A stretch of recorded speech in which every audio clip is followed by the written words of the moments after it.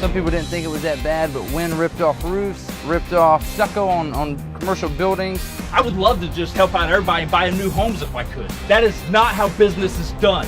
The lengths the insurance companies just go to freaking just grind people down, wear them out, and make them quit the claim process. Bo, if I paid everything you wanted, I'd lose my job.